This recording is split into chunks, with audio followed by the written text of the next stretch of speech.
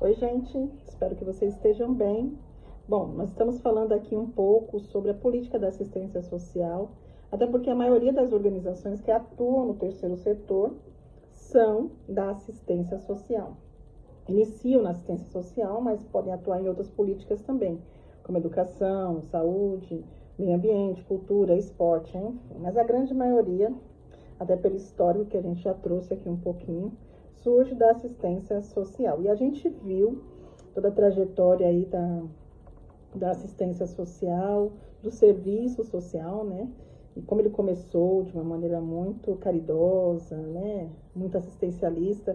E agora a gente torna isso como uma política pública, reconceituando aí a postura aí do serviço social a partir de 1960 e 70. Mas quando a gente fala em assistência social, o que de fato é assistência social? Né? Então a gente precisa entender, para você que atua em ONG também, de repente sentar um dia com o seu profissional da assistência social e conversar com ele e pedir para que ele dê esse panorama também para o time. É importante.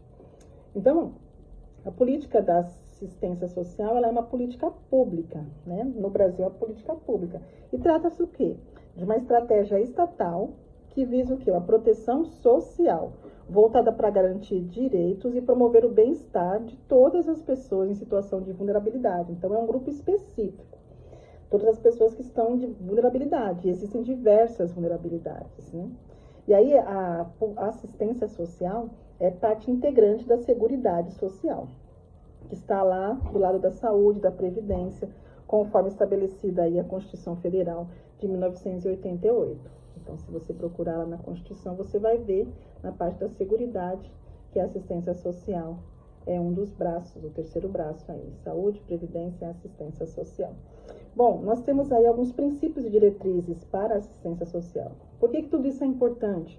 Porque quando você estiver lá na ponta, executando o seu trabalho, o seu serviço, você vai entender que a gente não está aqui simplesmente para apagar incêndio, mas para desenvolver garantia de direitos, política pública e desenvolver projetos.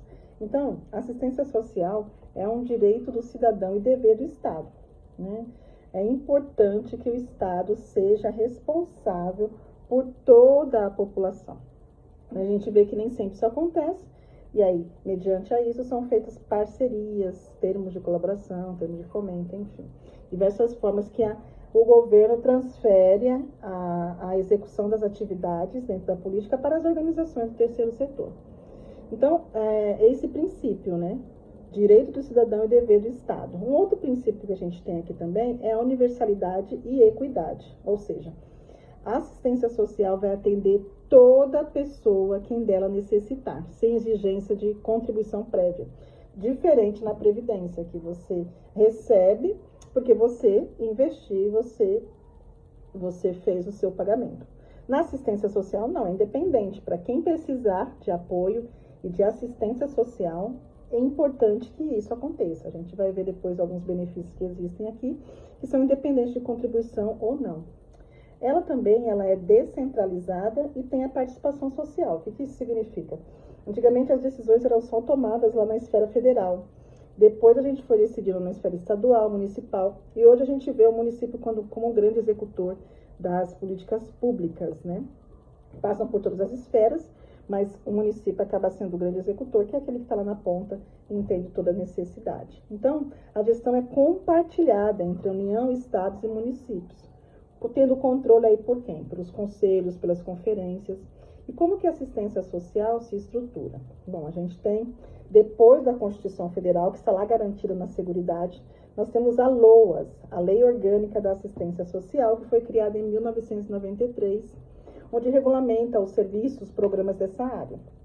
A gente tem a Política Nacional da Assistência Social, estabelecida em 2004, define os objetivos, princípios e formas de atuação.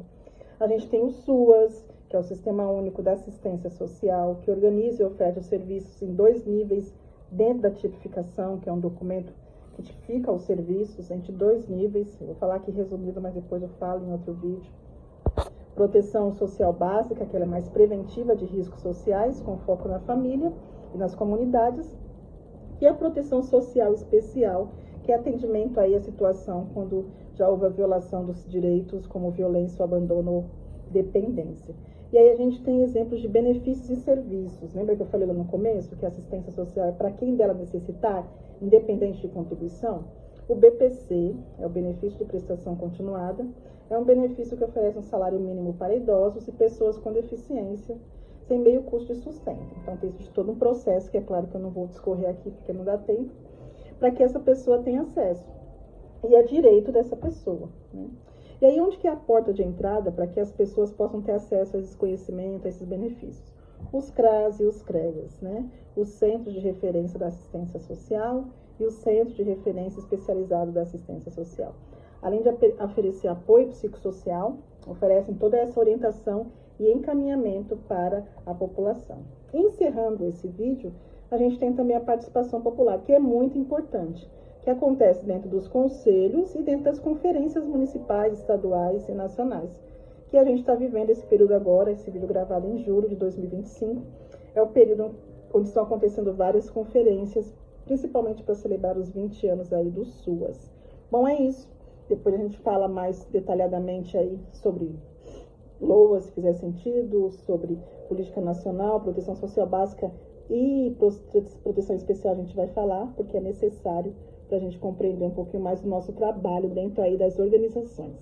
Então, chama o teu profissional, conversa com ele e pede para ele dar um panorama para o teu time, porque às vezes a pessoa está dentro da organização e sequer sabe o que ela está desenvolvendo. E isso é importante para que ela possa saber o que está fazendo, fazer com sentido e embasado também dentro da legislação. Um grande abraço, tchau, tchau.